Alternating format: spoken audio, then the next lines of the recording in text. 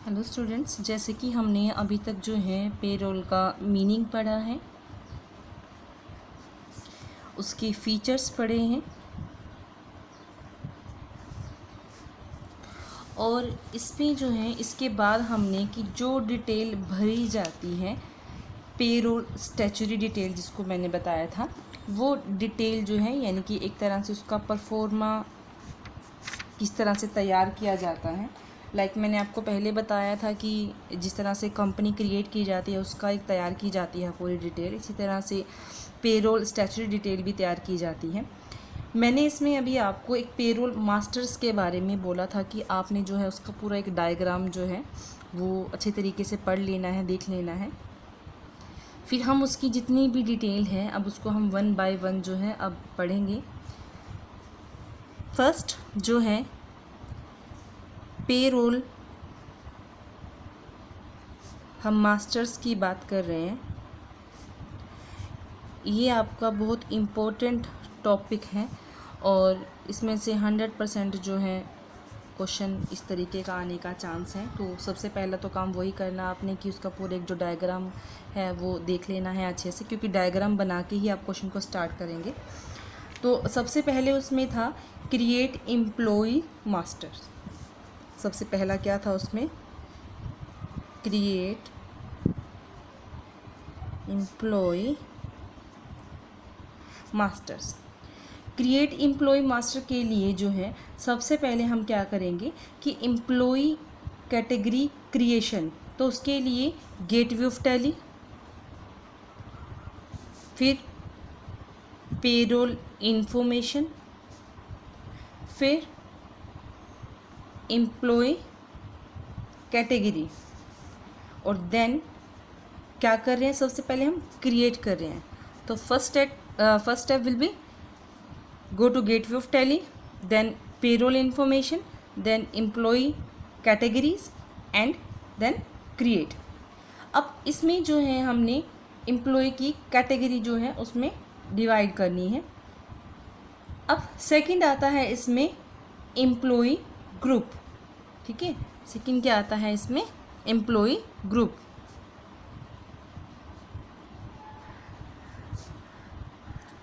अब अपनी बुक जो है वो साथ के साथ उठा के देख भी सकते हैं कि सबसे पहले हमने क्या किया, क्रिएट एम्प्लॉय मास्टर्स में हम गए। उसमें क्रिएट एम्प्लॉय मास्टर के लिए सबसे पहले क्रिएट करना है, तो मैंने ये वाली आपकी जो है फॉर्मूला, इसका प्रोसेस जो है ये बताया है। उसके बाद हमें क्या करना है, एम्प्लॉय ग्रुप तैयार करना है।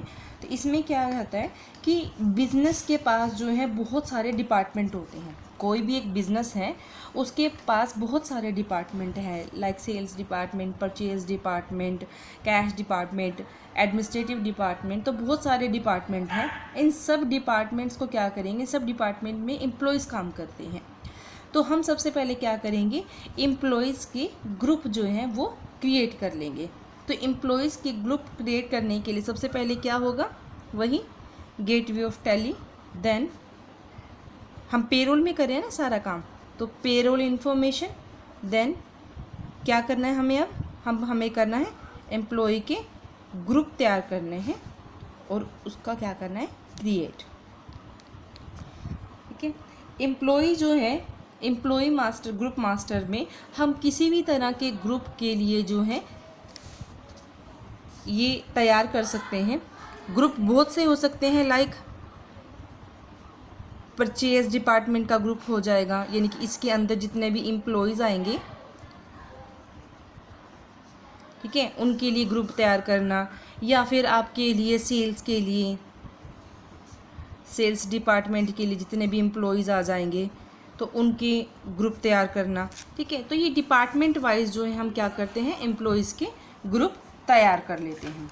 इसके बाद हमारे पास जो है आपकी बुक में ही एक परफॉर्मा दिया हुआ है, जहाँ पे बहुत आप अच्छे तरीके से समझ सकते हैं कि किस तरह से जब हम इस प्रोसेस को करेंगे तो एक ग्रुप की जो एक परफॉर्मा है वो किस तरीके से तैयार होगा। नेक्स्ट स्टेप आता है हमारे पास एम्प्लॉय मास्टर। अब एम्प्लॉय मास्टर क्या है, एम्प्लॉय मास्टर में कहते हैं कि जब हम ग्रुप तैयार कर लेते हैं, create individually employ master with और विदाउट ग्रुपिंग देम। अब हम क्या करेंगे कि एम्प्लॉय मास्टर्स को क्रिएट करेंगे, चाहे उनका ग्रुप बना ले या उसका बिना ग्रुप बनाए। तो टैली ERP9 में हम ये ग्रुप क्यों बनाते हैं एम्प्लॉयज़ के, ताकि जो है इस इंफॉर्मेशन को या इस रिकॉर्ड को हम जो है इसमें एम्प्लॉय से रिलेटेड सारी की सारी जितनी भी इंफॉर्मेशन है वो हम सेव रख सकें या रिकॉर्ड रख सकें। क्लियर। तो इसमें जितने भी हम एम्प्लॉयज़ हैं उनकी इंफॉर्मेशन को क्या करते हैं, रिकॉर्ड रखते हैं उनका। तो इसमें आप रिकॉर्ड रखने के लिए हमारे पास क्या होगी प्रोसेस, इसमें होगी गेटवे ऑफ टैली। आपको शायद दिख नहीं रहा है, मैं भी दिखाती हूँ आपको।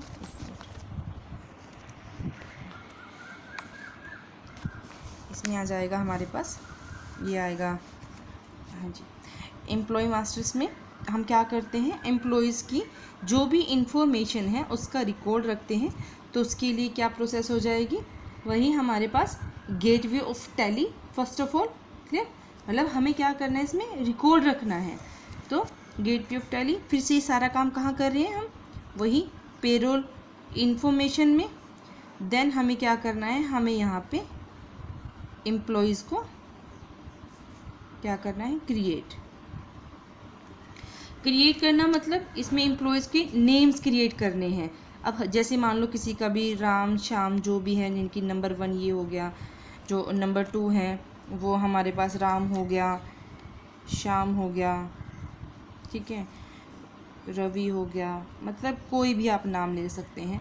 ये आपके मान लीजिए 2-3 एम्प्लॉयज़ के नेम हैं कि ये किस डिपार्टमेंट से हैं। मान लीजिए परचेज़ डिपार्टमेंट से हैं, ये आपका सेल्स डिपार्टमेंट से हैं, ये आपका जो है एडमिनिस्ट्रेटिव डिपार्टमेंट से हैं, और इनकी जॉइनिंग की डेट क्या है। ठीक है, तो डेट ऑफ जॉइनिंग वो पूछेगा। तो जैसे मान लीजिए इसकी डेट ऑफ जॉइनिंग है मान लीजिए 8/5/2017 या 100 जो भी इसकी आप डेट डालना चाहिए। तो ये क्या है, ये डिटेल है एम्प्लॉयज़ की। तो इसमें हमने क्या किया, एम्प्लॉय मास्टर तैयार किया। एम्प्लॉय मास्टर के कहने का मतलब क्या है कि इसमें हमने रिकॉर्ड रखा, किसका, सारे एम्प्लॉयज़ का रिकॉर्ड रखा। तो जब हम ये करेंगे तो हमारे पास जो अपनी बुक में आप एम्प्लॉय क्रिएशन का जो एक पूरा स्लिप दी हुई है वो भी आप देख सकते हैं।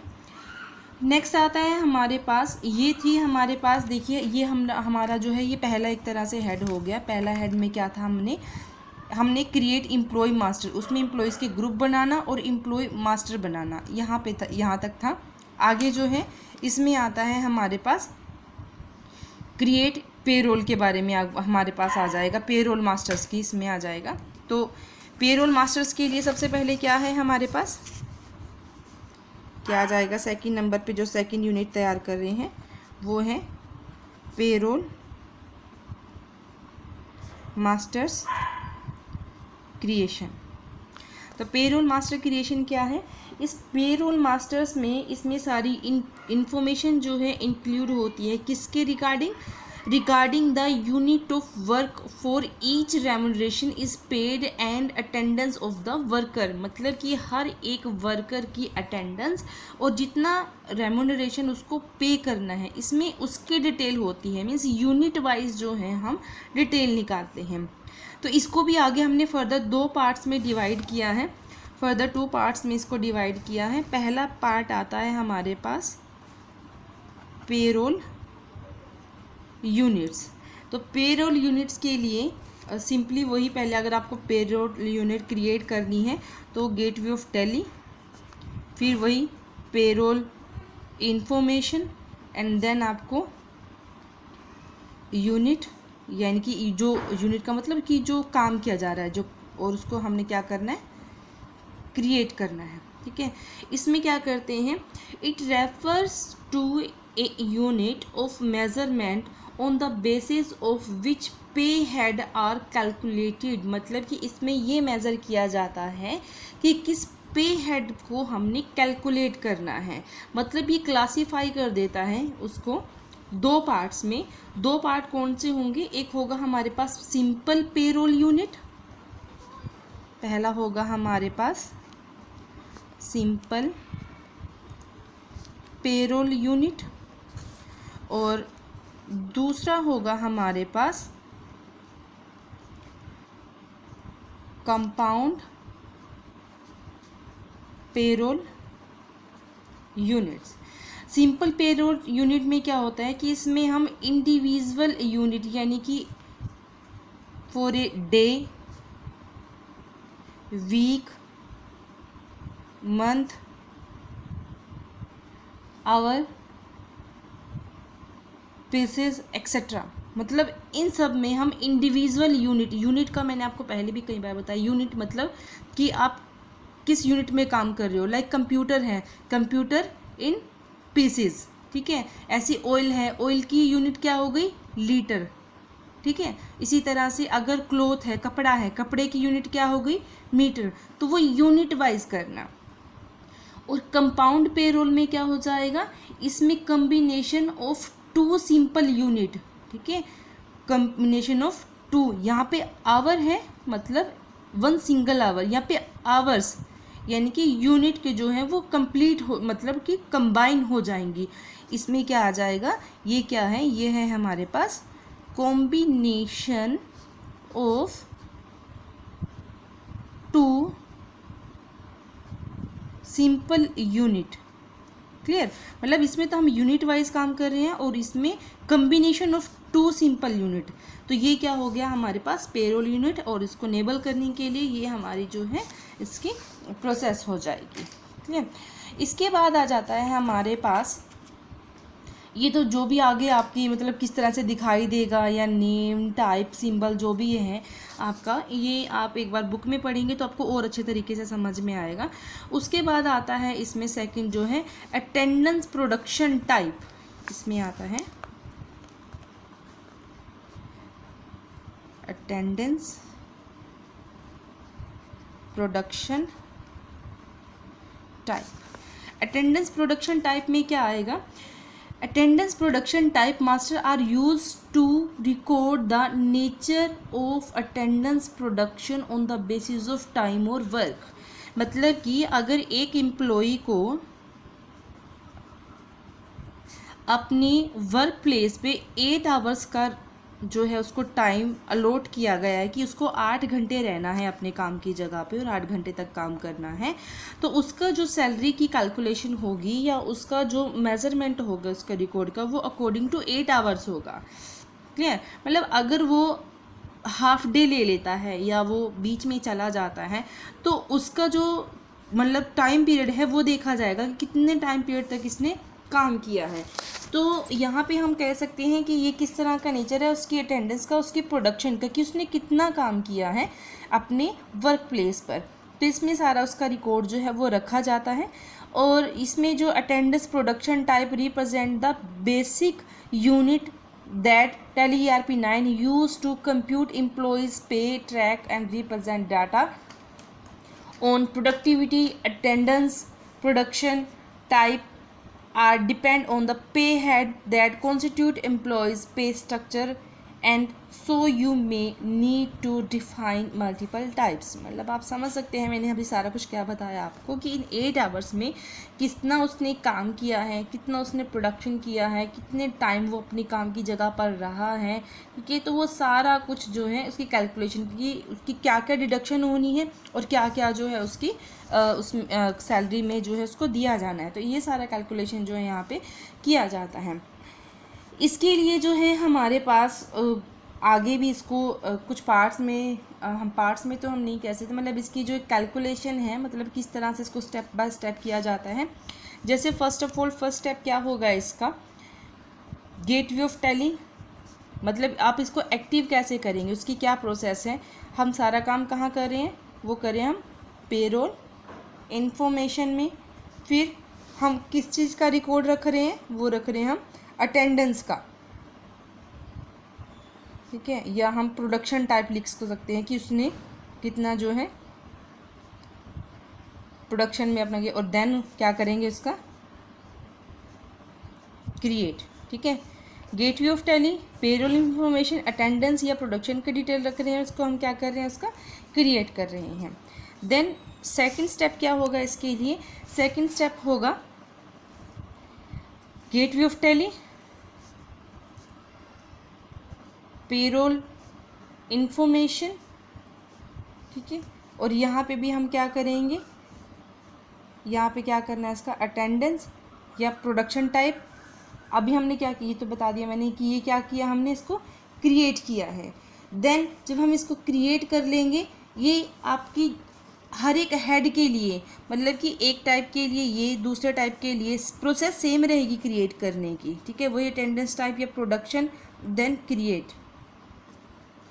ये कैसे कैसे करना पड़ेगा, मान लीजिए ये वाली प्रोसेस है, ये मान लीजिए जितने पहले प्रेजेंट थे एम्प्लॉय जो आपके प्रेजेंट थे, क्लियर। यही प्रोसेस जब आपकी जो एम्प्लॉय थे वो एब्सेंट थे, और मान लो अगर आपने ओवर टाइम के लिए करना है तो वही गेटवे ऑफ टैली, मतलब ये सारा इन्फॉर्मेशन जो है वो सारा ये सब सेम रहेगा। पेरोल आएगा, अटेंडेंस और प्रोडक्शन के लिए आएगा, और देन क्रिएट आएगा। लेकिन इसमें इन्फॉर्मेशन किस चीज़ की भरी जाएगी, इसमें भरी जाएगी information for the over time.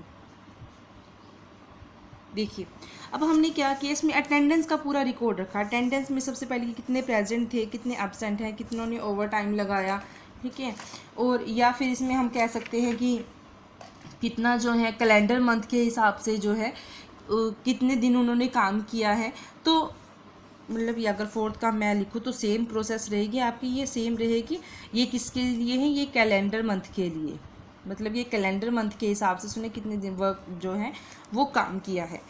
I mean to से कि जैसे मान लीजिए अगर एक मंथ में है तो एक मंथ में कई बार उसको कुछ छुट्टियां अलाउ होती हैं तो वो उसकी डिडक्शन नहीं की जाएगी, तो वो सारा कैलकुलेशन जो है यहाँ पे कर दिया जाता है।